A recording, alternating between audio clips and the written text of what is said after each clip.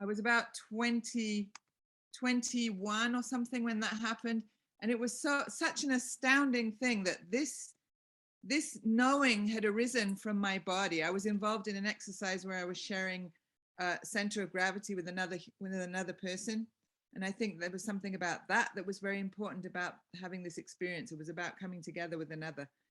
And so right from that moment, I realized, okay, I'm an improviser. I'm a dance improviser, and this is what I'm going to explore. And that set me on my course, and that's 40 years ago already.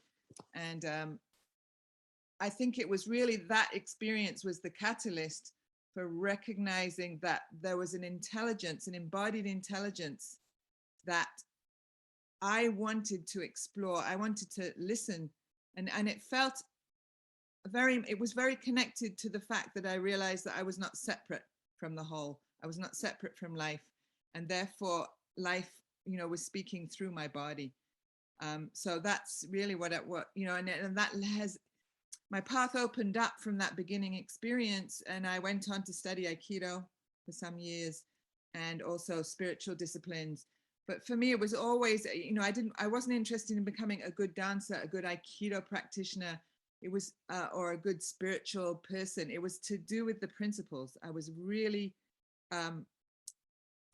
wanted to learn about the deeper principles of life, and ask questions about life. And so my moving has been an expression of all of that. And so that's what I've done all these years. And Well, I think you describe it beautifully, and it resonates a lot, I think, with my own experience in terms of that process. And I think we could speak a little bit more about that, where you went through a disciplined approach to the body in terms of controlling or dominating the body in order to get it to do what you wanted it to do. And I think when I lived in Japan for many years and studying Aikido in the founder's school with a highly skilled technician, that approach was paramount. It was about getting the body to do exactly what the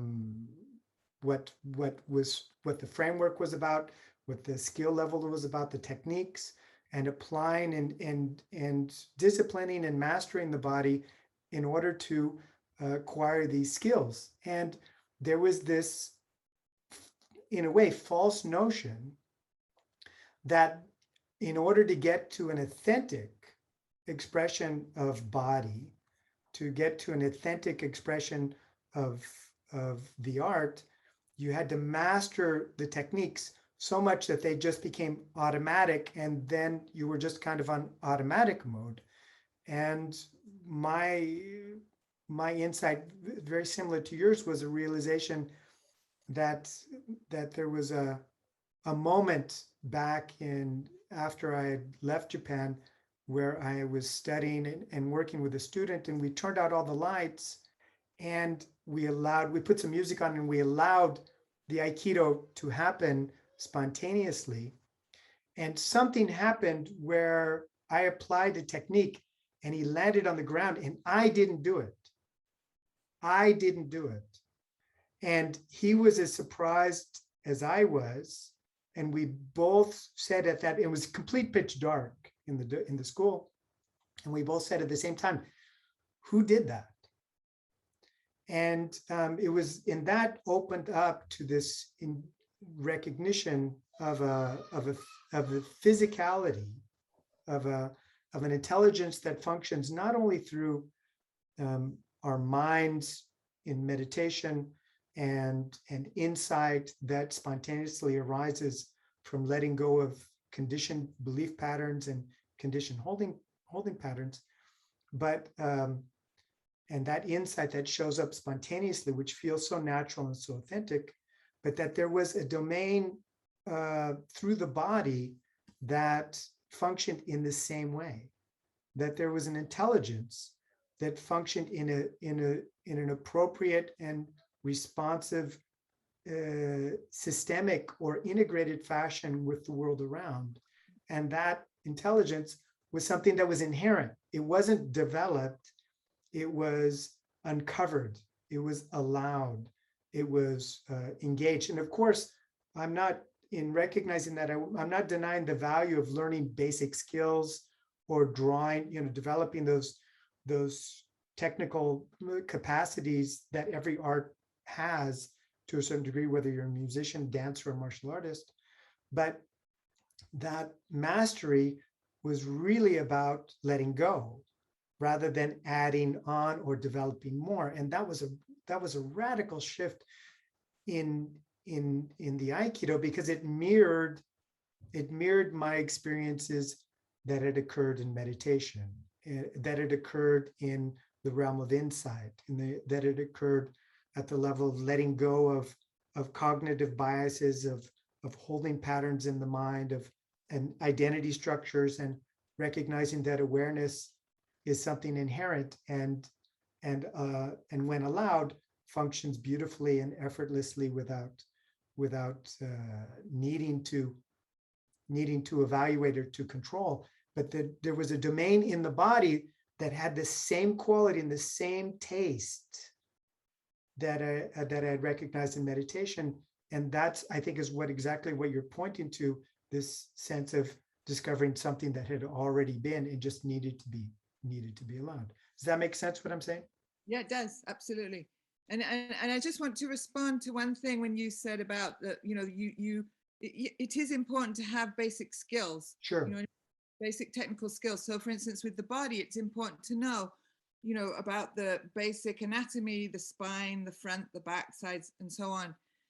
But what I felt was the message that I was being given when I did my traditional training was that basically, until I had learned to do all these brilliant things, I was kind of rubbish.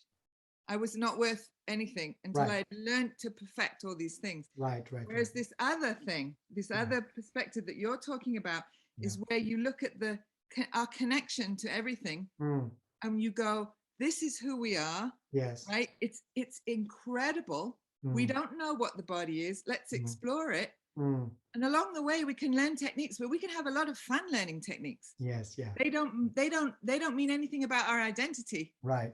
As who we are as dancers or anything else. we're not out to prove anything to anybody. We already are.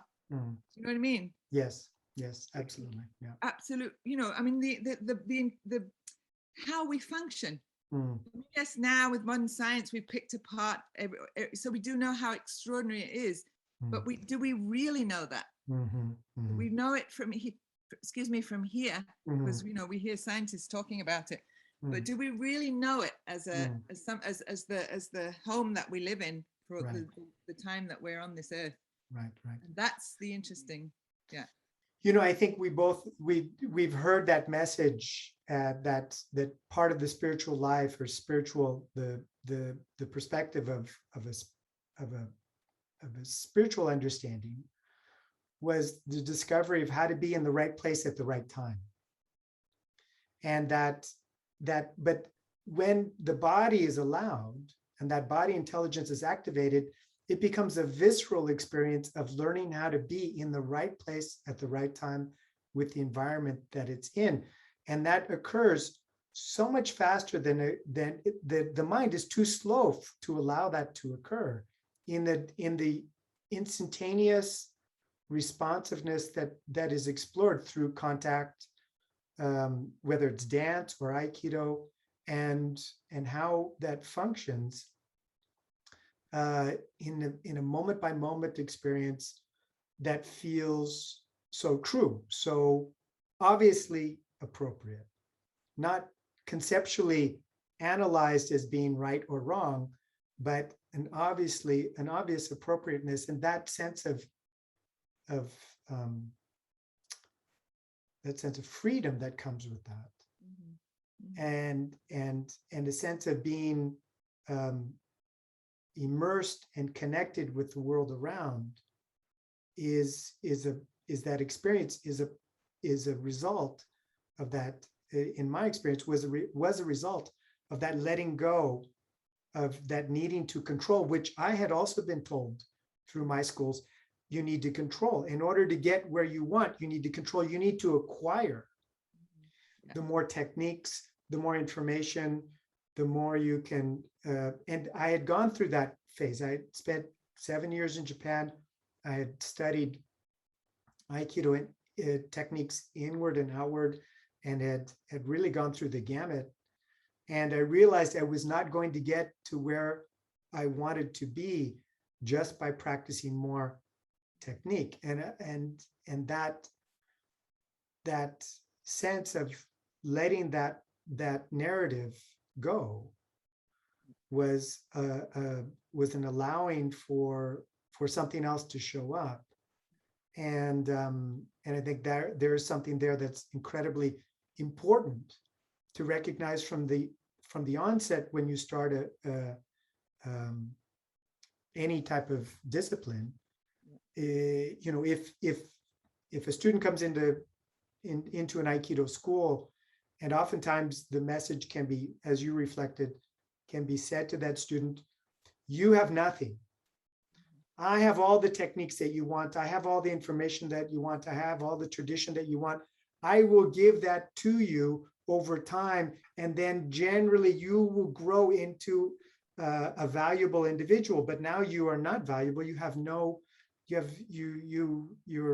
down here, and later on you'll be up here. And it puts a false sense of self-worth onto that student. And then of course they try to climb that ladder of identity or of self-worth through the acquisition of techniques. And it puts a weird power structure between teacher and student, rather than the teacher saying, look, what you're searching for, you already have. It's already part of your system. Now, I can give you different practices, different techniques, different ways of exploring that to allow you to be able to appreciate that domain of yourself more naturally, to allow that to become more consciously expressed, to become another domain of your experience. I can help with that, but I can't give that to you because you already have that.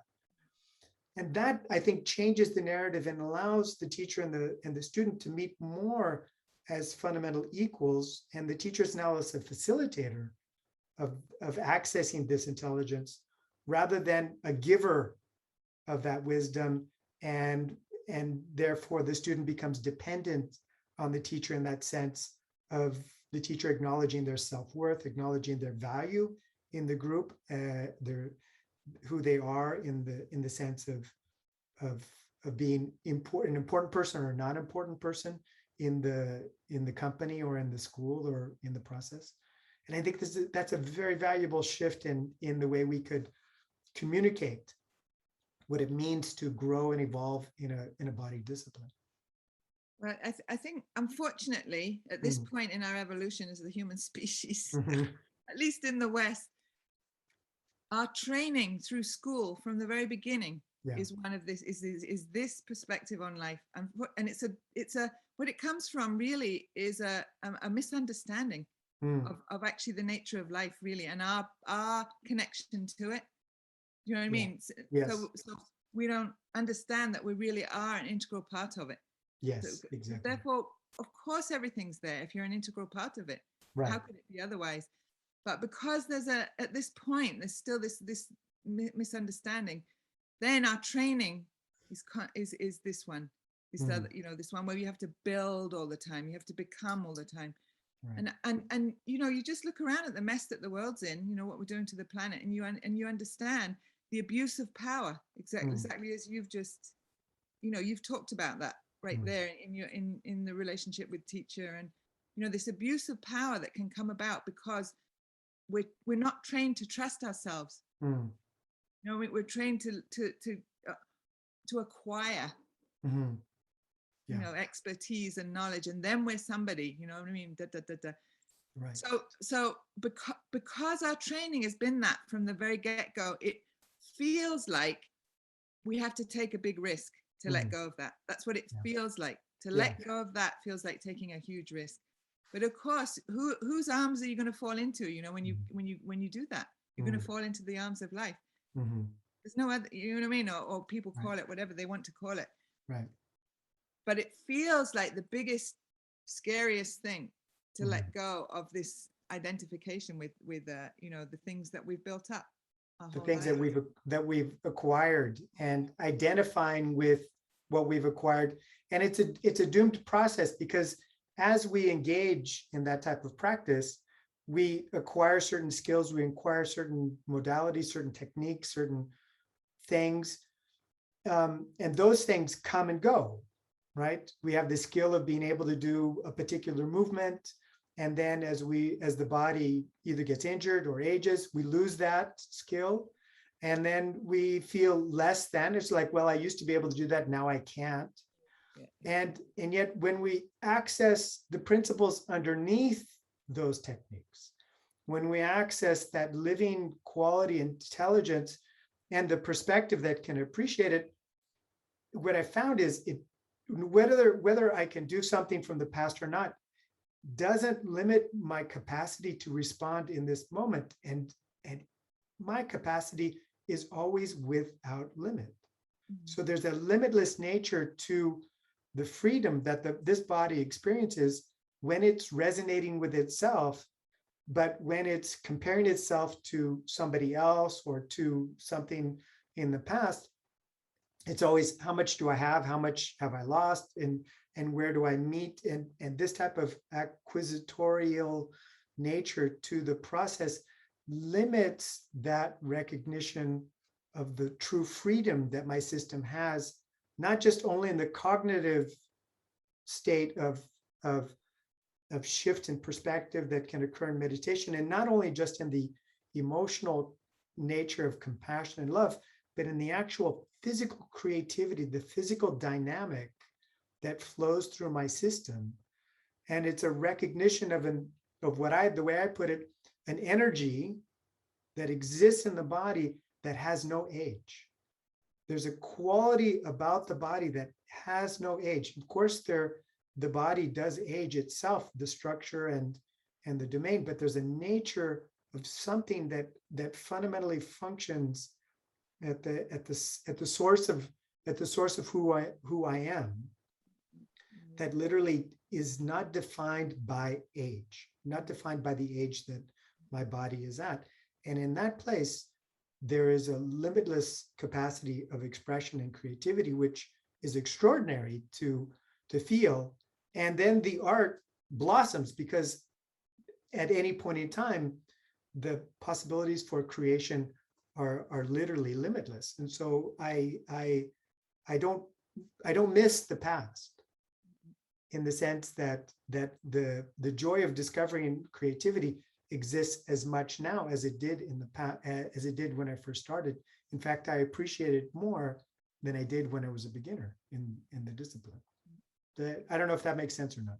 Yeah. It does make sense. I mean, one of the things I was thinking about, which I find it fascinating, and it is like a dance in itself, is that my conditioned mind is still busy with all this. You know what I mean? Like right now, I haven't taught or danced for a year and a half or something.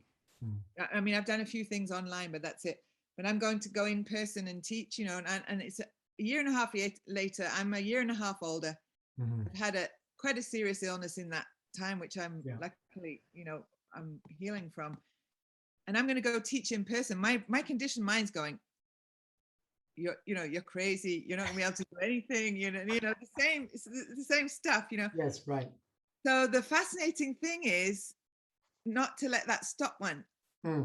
Just to continue, and then you find out, you know what I mean? You go through the experience, and then you have the knowledge that you're talking about. The knowledge that you're talking about reveals itself. You know what I mean? And that I find very interesting.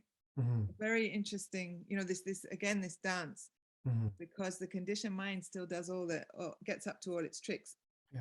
You know, and you know, would perhaps, I think it'd be valuable if you said a few things about, if you don't mind sharing a little bit about what you faced in this last year, because I think it's quite extraordinary what the story that you faced. If you would share a little bit about that. Yeah. So ironically, it was March 2020, and it was exactly at the time of the first lockdown, coronavirus lockdown. I was basically diagnosed with breast cancer. And I was living in the States at the time. And not only was I diagnosed with breast cancer, I was diagnosed as being a BRCA, BRCA, BRCA2 gene mutation carrier. And I don't know if you remember, any of you, Angelina Jolie. Mhm. Some people would know what, you know, her story, because that's the BRCA gene, which makes you susceptible to breast and ovarian cancer in women. Right. So anyway, so I was diagnosed with that, and I actually had to make very fast decisions because of the lockdown about my treatment, you know, and I ended up having double mastectomy and my ovaries taken. Mm. And the amazing thing was, well, number one was the recognition that I was going through, you know, facing my own mortality, and at the same time as millions of people around the world were basically facing the same fear of death because of the COVID thing. And that was an extraordinary thing to me. The other thing that I felt was my own, I mean, even though I have the BRCA gene, which makes me susceptible to cancer, if you had the BRCA gene back in the 1930s, it was something like a 17% chance you'd get cancer. If you have the BRCA gene now, it's like a 78% chance that you're going to get cancer, which is because of the environment, you know, environmental issue, the environment. So I realized that my own illness was completely connected to the climate. You know what I mean? It's not, I couldn't disconnect it. Right. And somehow that gave me the strength and courage to go, okay, I'm facing this thing, you know, and I'm going to make every effort to heal myself as part of healing the planet. You know? And it was very much, I felt that my practice over all these years that sustained me through, and you know, because it was in lockdown, I was alone. I don't have a partner or anything, so I was alone. I had to go through everything by myself, making the decisions myself. I reached out to people, of course, but it was something about my practice that sustained me, so that I, you know, with the improvisation, when you go into an improvised performance, the first thing is you accept what comes to you, right? And then you you face into it. You don't retreat from it. You face into it. Always you head into it, and then this intelligence starts to kick in, which is, we were talking about that before, right, where you're making these decisions. So I was doing that through those months, through those weeks before I had my treatment, and beyond that. And I actually had the same sense of joy, which sounds very bizarre, but I had the same sense of joy of like facing into this thing that life had thrown at me. And that was really remarkable to me. Like, it blew my mind. The other thing that blew my mind was that fundamentally nothing in me changed. This is just simply what happened in my life, and I've gone through it. And I suddenly realized, whoa, damn. Because before, if I heard anybody had cancer, I'd be like, you know, and immediately they became someone that had cancer. They became someone different from me. They became someone who was sick, and I was not sick. I was well. And I went, wow, all of this is actually our fear of death manifesting, you know, being projected onto others and creating these separations and divisions.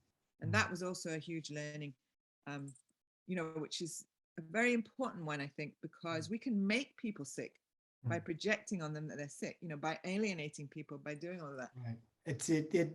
You know, we had a few calls during that period of time, and I was always touched by your capacity to both experience the difficulty and the challenge and express that authentically, and at the same time not lose your perspective in a global sense about what is valuable and where you're wanting to go.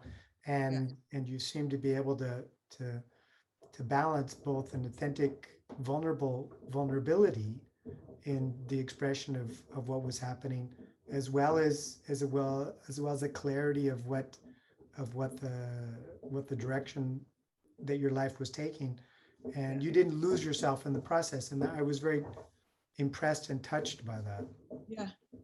But I that's definitely, I attribute that to my practice, you know, that practicing that perspective always with the improvising, right, trying to keep as big a perspective as you can, as opposed to just, you know, the personal response to things is always there, but not just going to that place. You know what I mean? I mean, if that had happened with my cancer, I would have, like, you know, devolved into kind of like self-pity probably. And you know, obviously there was fear. Of course there's fear, you know, but in March, at that same time, at the beginning of COVID, um, I was scheduled to do a seminar in Italy, and I was about to leave, and I got sick, and this was before anybody was testing for COVID. But for me, I'm fairly certain that it was COVID. It knocked me out for 2 weeks. It hit me harder than anything I'd ever gotten before, and it just tapped me out in such a way that I lost a tremendous amount of motivation and energy to engage. And as I was coming out of it, and the lockdown ensued, and the whole event of staying at home, my first inclination was, okay, let's use what I know from my Aikido practices, from my yoga practices, to boost my immune system, to get ahead, maybe to develop, maybe I'll work on certain things. And I was engaging with that idea, which is a very kind of ambitious and ambition-driven type of approach that we normally do. And you see it all the time. Use Aikido to sleep better, use yoga to sleep better, use Aikido to this, and different ways of approaching these disciplines to get something from them. And it soon became apparent that this was not, there wasn't any traction. There was just, it wasn't going anywhere. It was like, this is not working. This is not working. So I reversed it, and I really took time out, and I just spent a lot of time in just basically meeting the body as it was, meeting the body and appreciating the body and allowing the body to function and to move out of joy. And so I framed it in such a way that I would only do those movements that felt good, felt not that they didn't feel challenging, but that felt that the movement was its own gift, that there wasn't anything I was trying to get from it, that the movement, I was doing the movement for its own sake. And it radically shifted, and everything became about just appreciation of the movement, the energies in the movement, the consciousness in the movement, the perspectives, the different things that were showing up. And suddenly something opened up that hadn't opened up before. And I was realizing, I was sitting in the garden, I was just doing some basic kind of spontaneous, you could call it Qigong yoga. And it wasn't framed at all, but it was just in this allowing for the energy to be true to itself. And it was like suddenly waking up, and it's like you're waking up in a field of energy that that spoke the same language, that spoke the same vibration, and the body suddenly linked up with the environment that I was in. We live in the mountains, and it was this kind of opening. The body was opening to itself, and it was something that we had talked about before, and it was something that I always knew was true, and it felt it, but I never really tasted it, and until this at that time in such a deep way that it became obvious that to reclaim the language of nature, to get back to being able to feel that, there was the language of the body which needed to be allowed and opened up to. And these languages are very close, if not the same. And it was an allowing of something, that a deeper allowing of something that had been present before, but it had been only operative in my art, in the yoga, in the Aikido. There was this ability to allow the body to be free in the art. But this was kind of allowing the body to be free, period. And it was a dialogue that suddenly opened between body and environment that created a resonance between these two objects it was obvious this is one system. It's not two systems, it's one system. And no amount of discipline or technical knowledge or attempting to apply something was going to get me there. It was all about what we'd spoken about earlier, about allowing for that which is inherent to come to the surface and be, in a way, true to itself. Yeah, yeah, yeah. I mean, if you think about that, you know, any situation that occurs is going to demand a different response. Mm, You know, so that's why if you get fixed on techniques and things, it's not really going to work. right, You've only got your techniques. right. Yeah. You Yeah. know, whereas like what you're describing, something was being called for, Hmm. Yeah. literally was being called for, and you allowed it. Right. Do you know what I mean?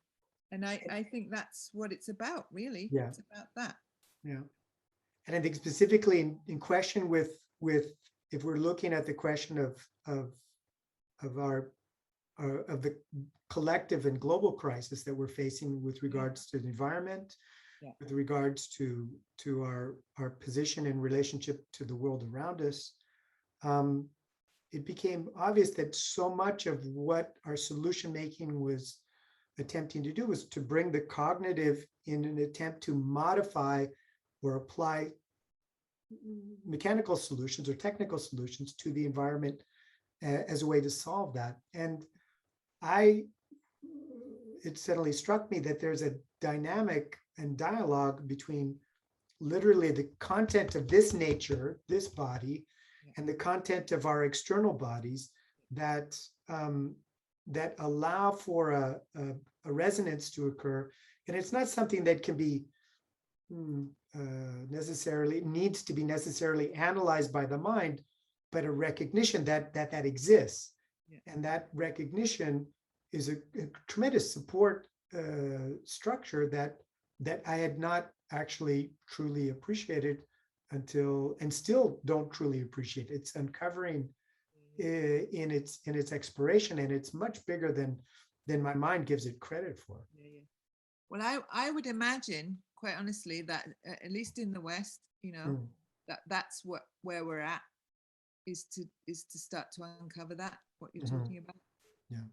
You know what I mean? I think that's what's being called for. Yeah. This kind of resonance, Yeah. resonance with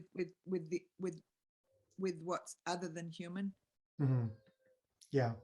In all forms, in all, you know what I mean? Yeah. Yeah. I think that's what's being called for, and I feel the same. I feel like I'm just, you know, I'm kind of like exploring things. I have no idea about them. You know what I mean? But I'm going with it because I feel like, you know. But I think in this domain, that it's always going to be like that, because wherever we open ourselves to the fundamental emerging nature of our experience, it's always new. Yeah.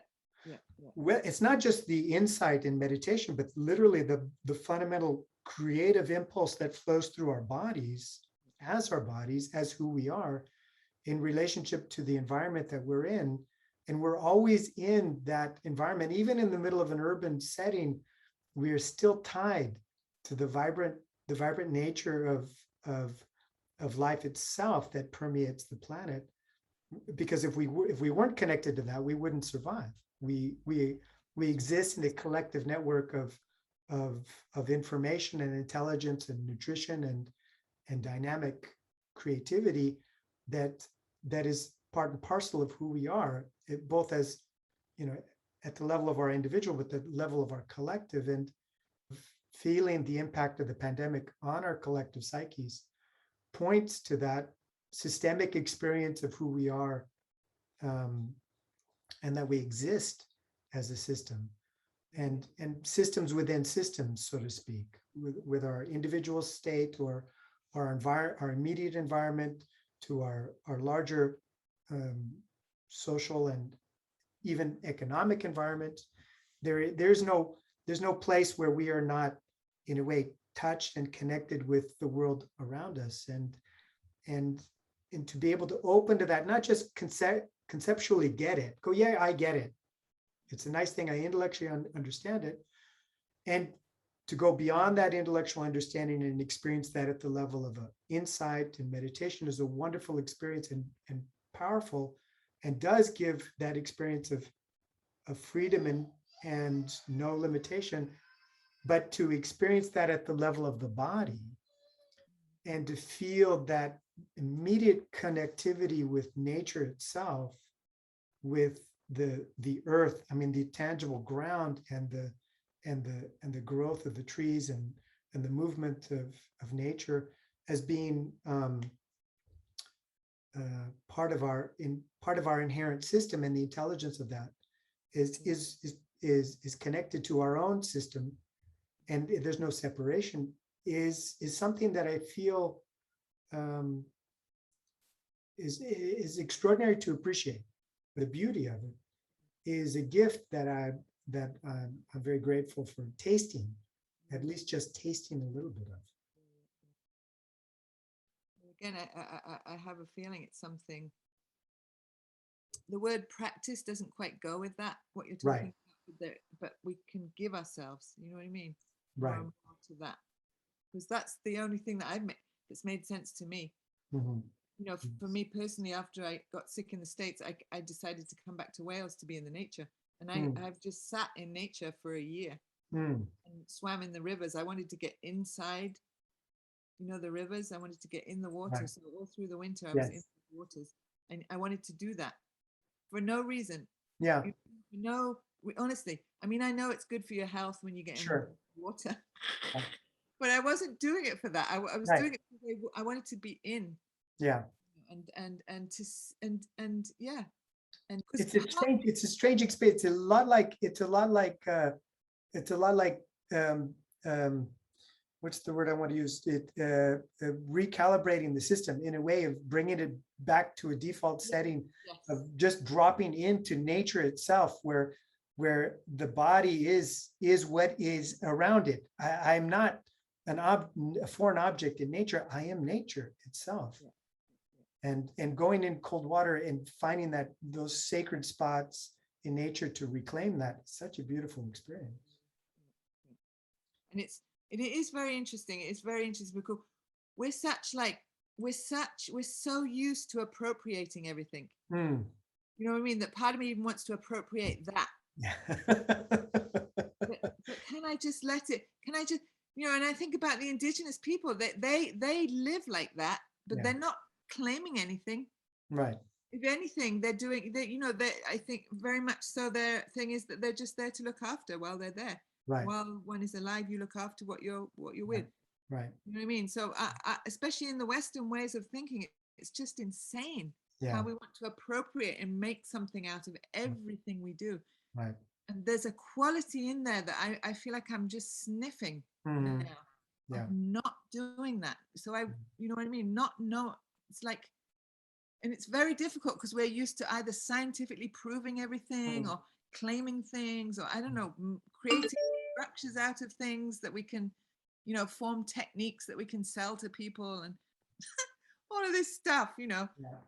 There's a quality in there that I just feel like, I don't know, there's a smell of a quality that's very different to all of that. And I think, you know, we've been so trained like that, this other way, right? That even with the planet, there was part of me I could feel was being passive, was waiting for some of these brilliant people to kind of solve it. But the demand is, like, what I feel life is demanding is that we all find our own responses to it. Right. You know what I mean? It's perfect. It's perfect what you're saying. I think there's a movement from this idea of that we own, you know, that we own the environment, or we own the planet, or we own the land, and relinquishing that feeling of ownership, but moving to a level of responsiveness with it, being responsible with it in a certain way. And what you expressed, for me, the word belonging comes up. That this really gave me the feeling I belong in nature. And that window for accessing that feeling of belonging was through the body. Through my mind, through meditation, there was a great sense of belonging to the cosmos, or the belonging to life itself. But the actual sense of nature always felt a little bit kind of foreign. It was this sense of that through meditation, I understood the emptiness of all things, and the unity of all things, and that the sense of the sense of life is one and the source of life is one. But belonging in nature, belonging in the actual field of life, didn't come across until the body was allowed to take its role or take that position to be the body, to actually literally be myself at the level of the body as a piece of this beautiful process, as a piece of this event that we're seeing, the world of nature, to be, when you see a tiger walking through the jungle, or a bear, or whatever, they're naturally beautiful. They don't try to be beautiful, and they're not concerned with how they look. They just naturally are who they are, and they belong. There's this great sense of belonging. And I've always missed that. I've always felt like, I wish, there was that quality. I could have that quality of belonging in nature, and wanting to acquire that was always the sense of, oh, maybe I need to go study with a Native American and do some tracking, or to go maybe do some ayahuasca in South America, or blah blah blah blah blah, find some trick in order to connect with the web of nature. But it's here. It's already this. The body, it is part and parcel of that. And that window of just simply allowing that was an extraordinary discovery that I think helped complete something that I'd been looking for a long time. So that's it for me. It's that realization of belonging into in the event that we find ourselves in. Do you have something that you would like to say with regards to how that functions in your work, how that functions in your process in terms of working with people, and how do you bring that about? Well, sometimes, well, for instance, as I kind of went through my training and then afterwards, and what I explained at the beginning, what I'm actually starting to see and feel as I became more sensitive was to feel all the things that were wrong. Mm-hmm. You know what I mean? To feel all the things that were wrong. So feel all the things where I didn't want to go. Mm-hmm. And that included my personal history of my father was alcoholic and all this, you know what I mean? So learning like how I didn't want to affect other people. So it was very much learning from that, interestingly enough. And then, of course, you have to, like as a teacher, you have to offer forms and things. You have to offer. And I always found myself coming up with ridiculously simple offerings. And I always felt that this is ridiculous, this is ridiculously simple. And they were like the most kind of like simple responses to what I was feeling and sensing. But then what was really interesting to me, so, and I would also go through a lot of fear of like giving these things because they just seem so ridiculous. You know what I mean? But people would really do something with them, which blew my mind, right? Blew my mind. So that's what I've done all the way along. So right now, what I'm doing the same thing. I'm doing the same thing. So I'm trusting a little bit the investigation that I'm going through, which is very much akin to what you're talking about, going into nature and just being. And then coming up with I'm coming up with kind of like very simple forms around doing that.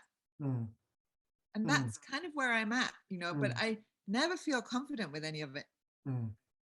So in a way that saved me, because I've never felt like I've got some system I can sell everybody. Even though I give workshops and all, and people do pay to come to workshops, for which I'm very grateful for. But you know what I mean? I'm not like having people like train in my techniques. Right. The Kirstie Simson approach. You can be a facilitator after. Because it's too simple. My response is anyway. Interestingly, though, that you talked about that, because it is where I feel like I want to go now with my work. What it's been up till now has been a lot more to do with people coming together, and the principles that underlie us coming together in learning how to like touch respectfully, how to be together in respect and peace in a way. You know what I mean? It doesn't mean you can use very strong energies, but underlying that, you know what I mean, is a ground of respect. Mm. But like right now, I feel like I'm going much more into this interest in really opening up to what's other than human Yeah. and finding ways to do that. Right. I'm gonna, I'll explore a little bit of that in the workshop. Right. So, Right. yeah. And I want to make a comment because you said, in being in participating in some of the exercises that you taught that last time we were together, you offered the things that you offered were very simple, but they were not easy. They were really challenging.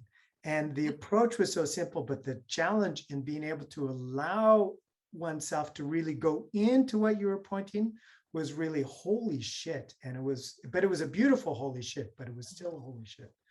And so I just want to make a disclaimer there that simple does not mean easy.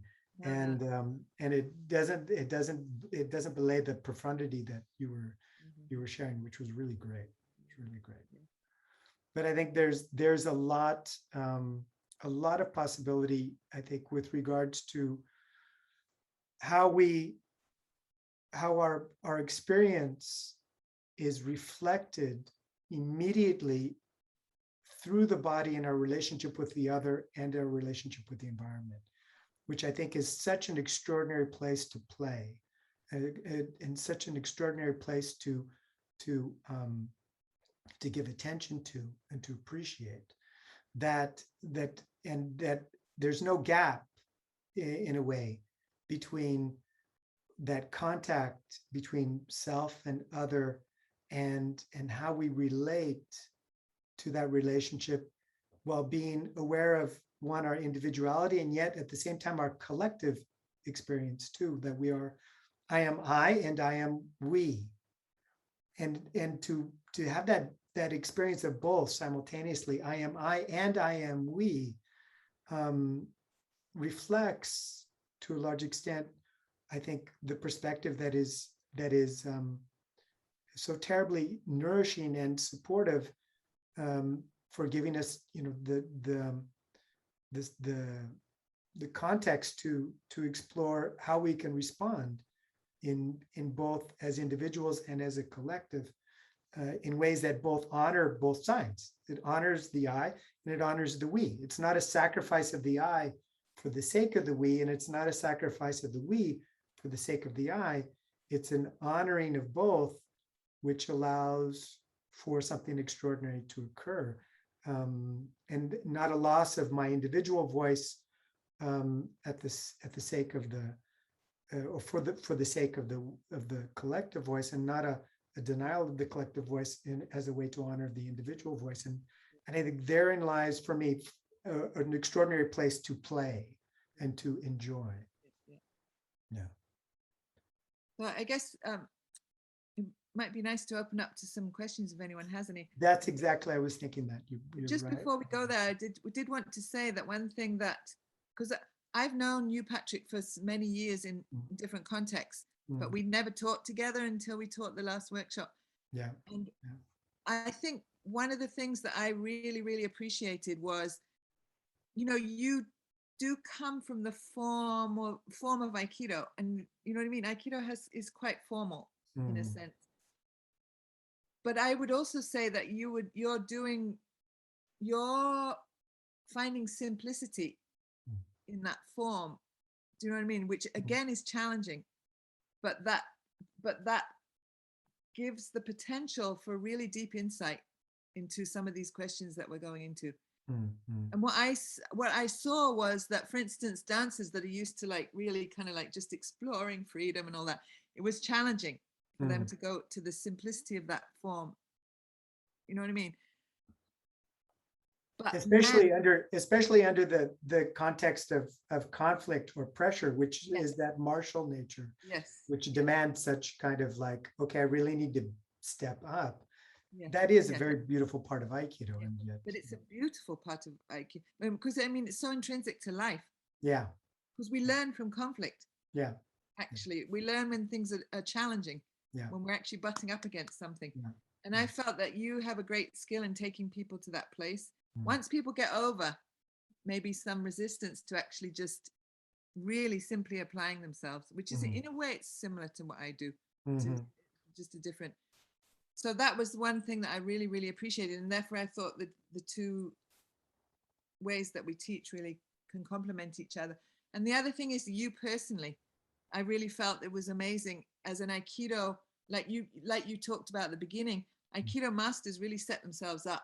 Mm. Do you know what I mean? And they're somewhere in this hierarchy. And I Mm. felt like you don't do that. You're a master of what you do, but there's a tremendous openness to give yourself, like for instance, to the things that I was asking.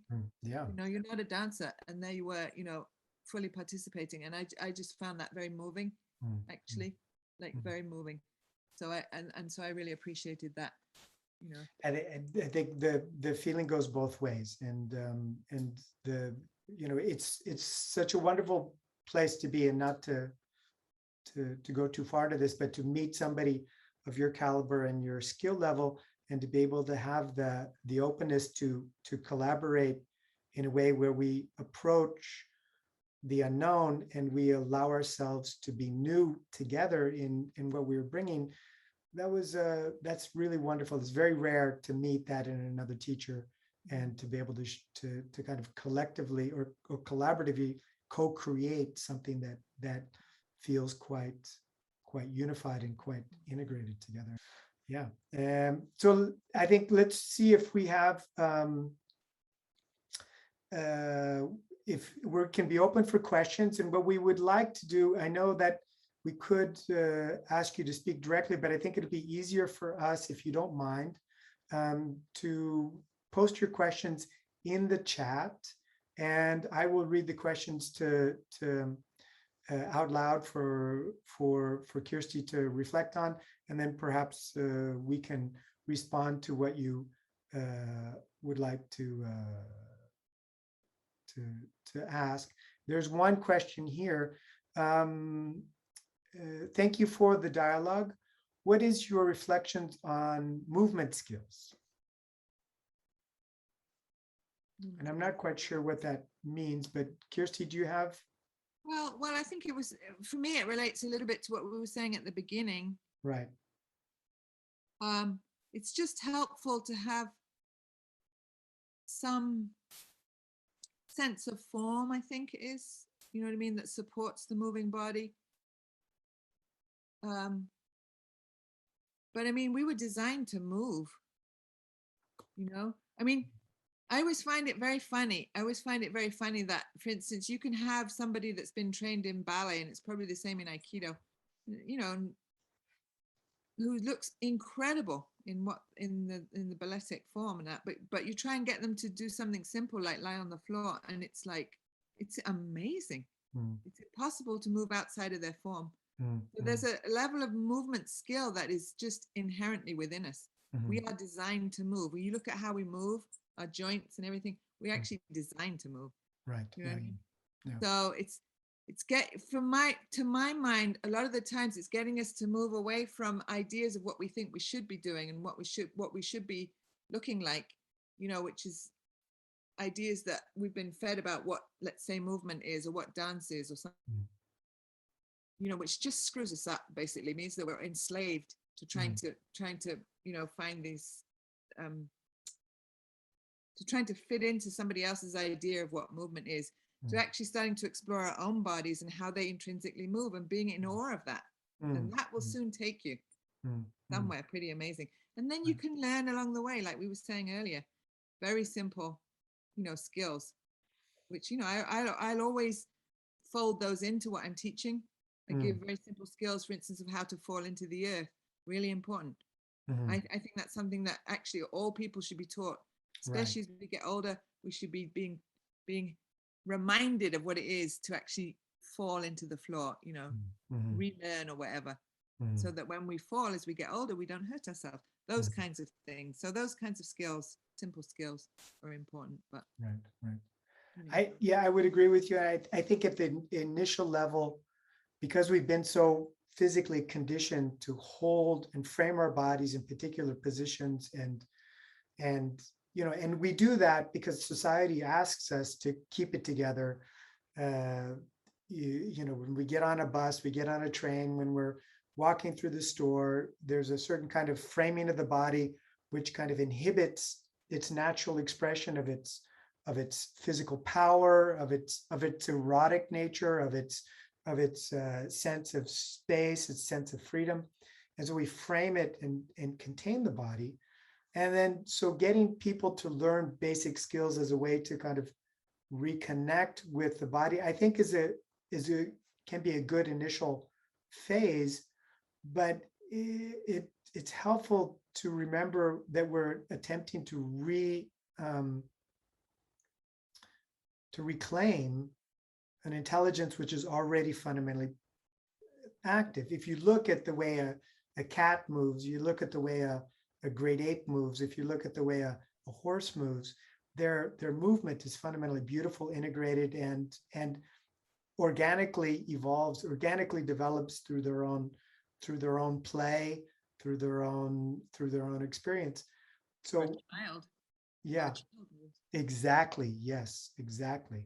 So we can't take our eyes off children. yeah, I know. And Just that exploring. everything is so kind of engaged.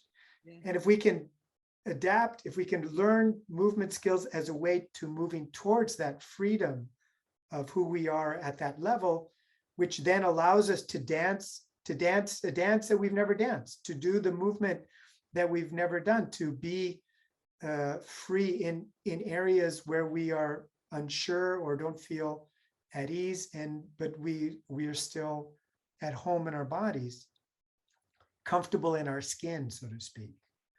And if the movement skills bring us to being more comfortable in our skin, not just comfortable in our discipline, but comfortable in our skin and comfortable in our environment, then the movement skills are helpful. If the movement skills are only targeted at developing that level of capacity in that particular discipline, but don't bring us outside of that discipline, then the movement skills may be actually not actually helping us as much as we may think. I like it very much. You say that they help you be comfortable in your skin, because ultimately, as far as I'm concerned, what all of these things should be related to is life itself. Yeah. Otherwise, what's the point? Right. I never saw the point in becoming a great dancer. You know what I mean? And it being a job. That's my Yeah, job. sure. I'm a dancer. Sure. No. Yeah. You know what I mean? What we're exploring is life itself. Right. And we're exploring it through the body. And therefore, that the movement skills make us more comfortable in our skin is going to be helpful. Yeah, I think it's the same in Aikido. If you're developing your skills as a martial artist, but that makes you more paranoid and more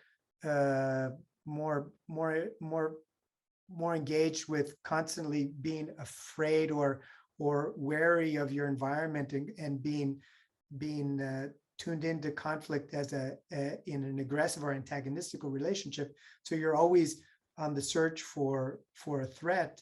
You actually don't feel at home in your environment. You're constantly engaged, almost as if you're walking on a battlefield. Aikido, in my sense, should bring you to a place where you feel at home in the moment, at home in the environment that you're in, to be able to welcome that environment.